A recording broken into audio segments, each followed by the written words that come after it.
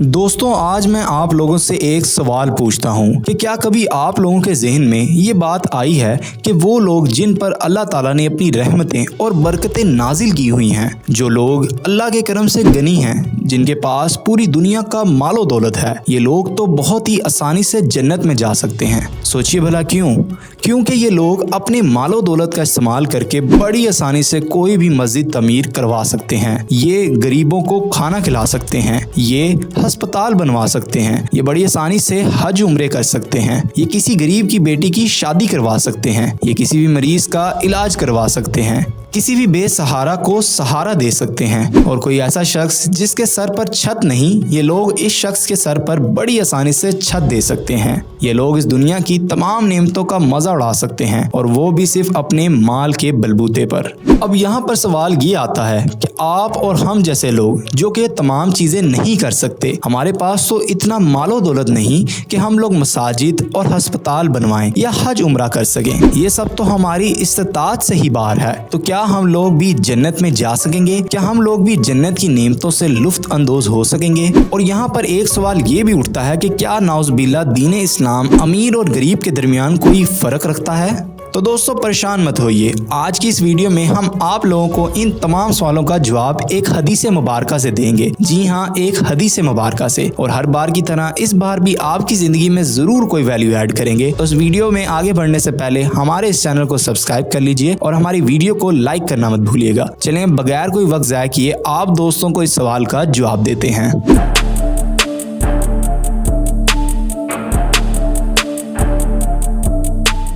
सवाल अब भी वही है कि अमीर लोगों के पास तो बड़ी दौलत है और वो अपनी दौलत के बलबूते पर बड़ी बड़ी नेकियां करके बहुत आसानी से जन्नत में जा सकते हैं, मगर इस सब में गरीब क्या करेगा? तो इसी सवाल के जवाब की तलाश में हमारी नज़रों से एक बहुत ही खूबसूरत हदीस गुजरी। ये हदीस सही बुखारी के अंदर मौजूद है। इस हदीस का नंबर 843 है और इस हदीस में आप लोगों को इस सवाल का जवाब मिल जाएगा। ये हदीस हज़रत अबू हुरैरा रज़ियल्लाहु अन्हु से रिवायत है। वो फरमाते हैं कि एक बार नदाल लोग नबी करीम सल्लल्लाहु अलैहि वसल्लम की खिदमत में हाजिर हुए और कहा कि अमीर और रईस लोग बुलंद दर्जात और हमेशा रहने वाली जन्नत हासिल कर चुके। हालांकि जिस तरह हम नमाज पढ़ते हैं वो भी पढ़ते हैं और जैसे हम रोजे रखते हैं वो भी रखते हैं, लेकिन मालो दौलत की वजह से इन्हें हम पर फोकियत हासिल है कि इसकी वजह से वो हज करते हैं, उम्रे करते हैं, जिहाद करते हैं और सदका देते हैं, और हम मोहताजी की वजह से इन कामों को नहीं कर पाते। तो इस पर आप सल्लल्लाहु अलैहि वसल्लम ने फरमाया कि लो, मैं तुम्हें एक ऐसा अमल बताता हूँ कि अगर तुम इसकी पाबंदी करोगे तो जो लोग तुमसे आगे बढ़ चुके हैं इन्हें तुम पालोगे और तुम्हारे मर्तबे तक फिर कोई नहीं पहुंच सकता और तुम सबसे अच्छे हो जाओगे, सिवाय इसके जो यही अमल शुरू कर दें।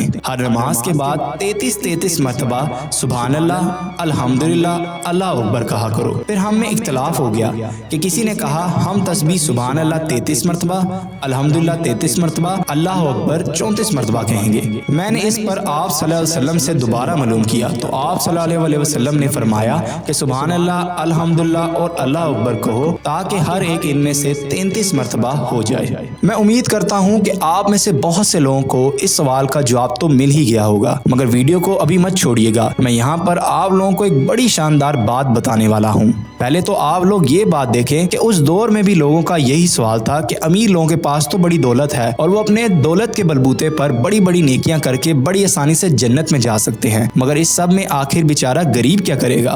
तो हमारे प्यारे नबी सल्लल्लाहु अलैहि वसल्लम ने कितनी खूबसूरती से सवाल का जवाब दिया, और जिससे ये बात भी साफ हो गई कि हमारा प्यारा दीन इस्लाम अमीर और गरीब के दरमियान कोई फर्क नहीं रखता। चले आइए अब इस हदीस को फिर से समझने की कोशिश करते हैं। आप सल्लल्लाहु अलैहि वसल्लम ने ऐसे लोग जो मसाजिद और अस्पताल बनवाने और हज उम्रे करने की इस्तात नहीं रखते, तो ऐसे लोगों को आप सल्लल्लाहु अलैहि वसल्लम ने ये तलकीन की कि वो हर नमाज के बाद 33 मरतबा यानी कि 33 टाइम्स सुभान अल्लाह, अल्हम्दुलिल्लाह और अल्लाह अकबर पढ़ें। और आप सल्लल्लाहु अलैहि वसल्लम ने क्या खूब बात यहाँ पर बयान की है कि अगर हम ये अमल बाकायदगी से करेंगे तो हम ऐसे लोगों से कहीं आगे निकल जाएंगे जो लोग अपना मालो दौलत खर्च करके अल्लाह की राह में जिहाद करते हैं, सदके देते हैं और हज उम्रे करते हैं। तो देखें आप तमाम के तमाम लोग इस हदीस का इस्तेमाल करके कितना फ़ायदा उठा सकते हैं। एक और बात भी जहन में रखिएगा कि इस हदीस में नमाज का भी जिक्र किया गया है, यानी कि जो तस्बीह इस हदीस में बताई गई है वो हर नमाज के बाद पढ़ने को कही गई है।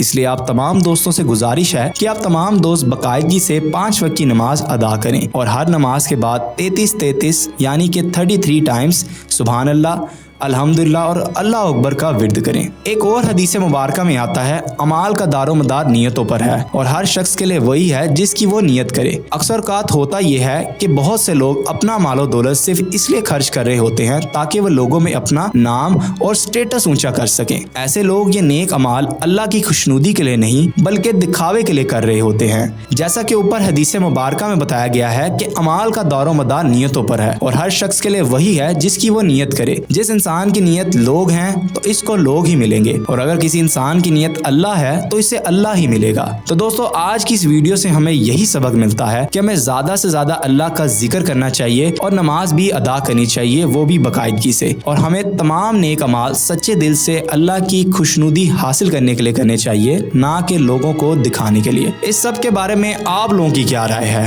और आप लोगों में से कौन कौन सा शख्स हज उम्रा करना चाहता है और किस शख्स के साथ हज उम्रा करना चाहता है, हमें कमेंट्स में बताना मत भूलिएगा। और दोस्तों स्क्रीन पर आपके सामने हमारे चैनल की दूसरी वीडियोस भी दिखाई दे रही होंगी, आप इन वीडियोस को भी देखकर अपनी मालूमात में इजाफा कर सकते हैं।